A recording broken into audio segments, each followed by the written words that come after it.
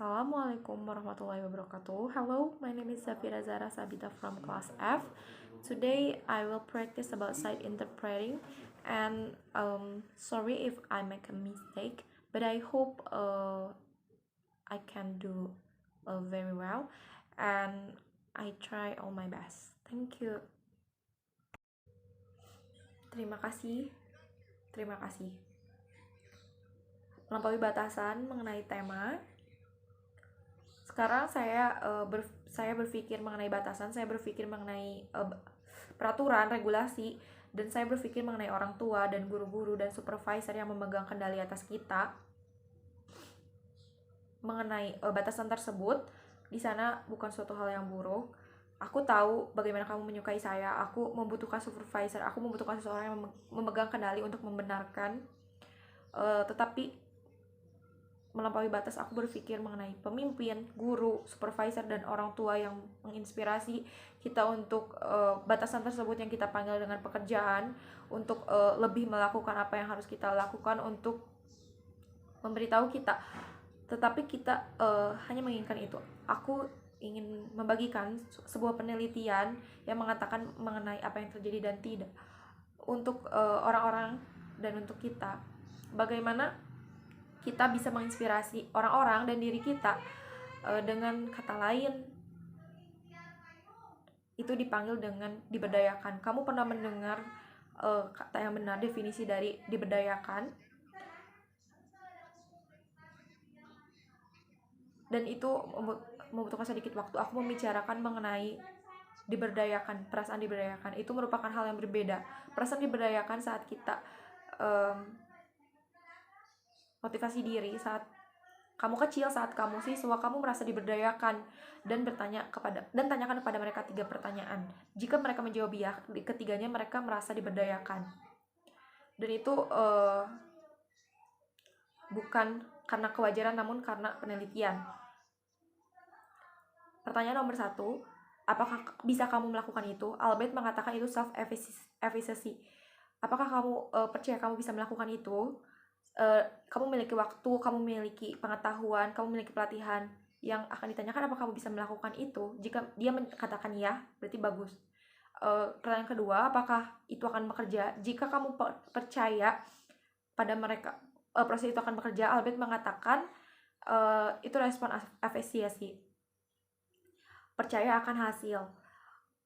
Ngomong-ngomong mengenai pengambilan pendidikan, kita mungkin menunjukkan sebuah teori, kita menunjukkan kepada mereka, mengajarkan kepada mereka kenapa itu bekerja.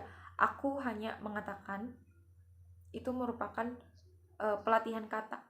Di sana terjadi perbedaan. Di SD kita memanggilnya saat SMP, SMA, perkuliahan, perguruan tinggi, dan kamu akan pergi ke industri. Apa kamu manggilnya itu? Pelatihan. Kamu akan ditempatkan di departemen pelatihan dan kamu akan menjadi berbeda. Kamu tahu berbeda.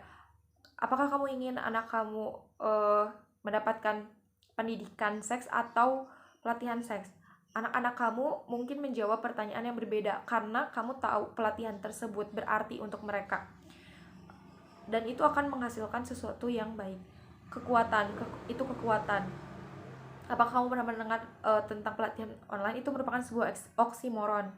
Aku mengartikan itu pelatihan online tersebut seperti udang jumbo, negara musik, legal brief.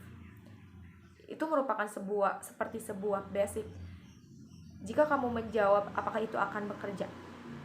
Pertanyaan ketiga, apakah itu layak?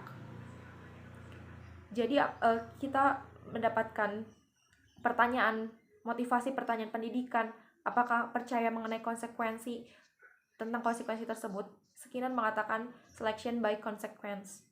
Dahlem mengatakan saat kita dilahirkan, kita melakukan sesuatu yang kita ingin lakukan.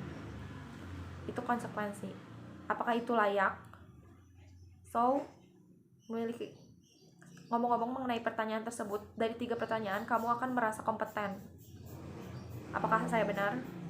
Kamu merasa kompeten saat kamu mengerjakan sesuatu hal yang kamu di sana merasa kompeten. Kamu akan lebih suka merasa termotivasi saat kamu kompeten.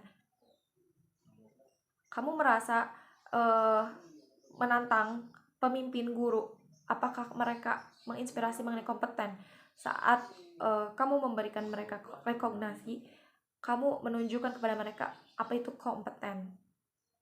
Satu lagi, itu merupakan C-word atau choice, atau merupakan pilihan. Saat kamu percaya mengenai nalar dari otonomi, nalar pilihan, itu merupakan yang kamu lakukan. Skinner dalam bukunya Beyond Freedom and Dignity Way Back,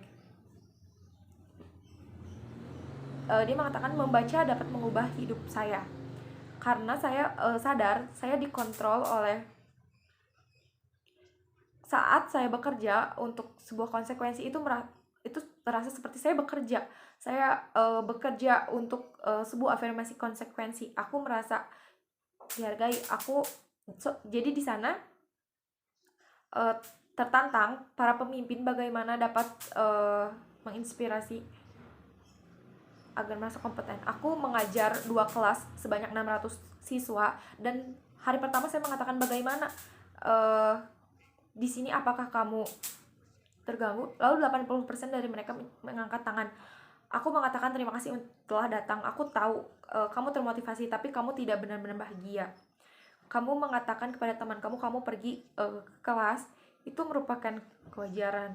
Dan saat aku pergi ke kelas dan bangun dengan alarm, dan itu merupakan sebuah pilihan, sebuah keuntungan. Di sana kamu bisa melihat bagaimana paradigma, bagaimana kamu mau komunikasi diri kamu dengan orang lain, mengkomunikasikan diri kamu dengan diri kamu. Dan Ellen dalam bukunya Mindfulness mengatakan psikologi tahu bagaimana kamu menerima pilihan, menerima motivasi, mengolah tersebut untuk menjadi termotivasi.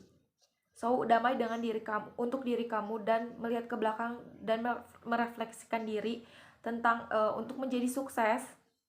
Itu semua mengenai apa yang kamu bicarakan, apa yang kamu komunikasikan dengan diri kamu dan dengan orang lain. Aku sekali lagi mendapatkan 4C, powerful word atau kata, kekuatan kata.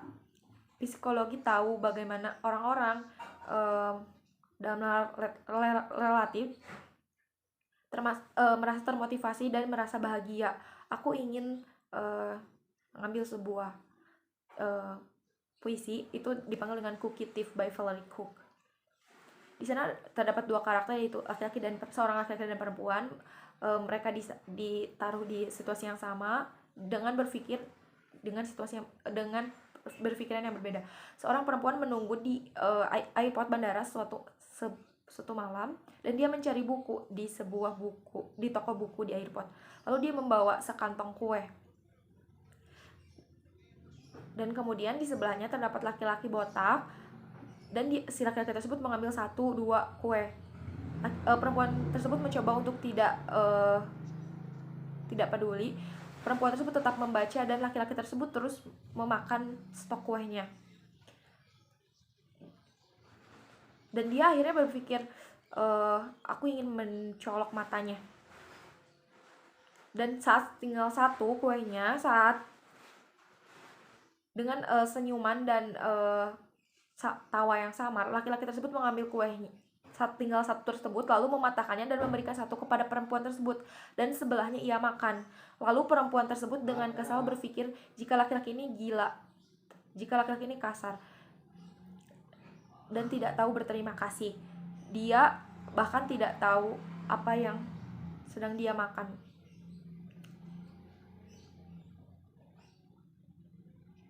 Dia pergi ke pesawat dan duduk di tempatnya, lalu dia sadar jika kuenya masih ada di sana, dan dia terkejut bagaimana dia makan kue laki-laki tersebut, bukan miliknya.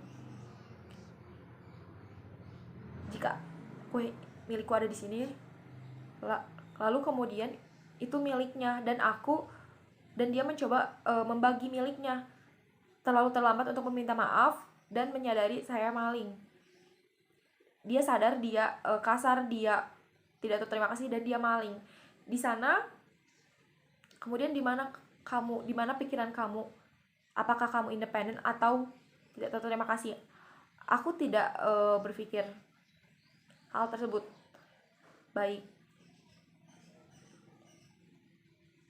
Kamu tahu, independen, saat kita datang, kita menjadi independen, namun kita tidak bisa menjadi tersebut.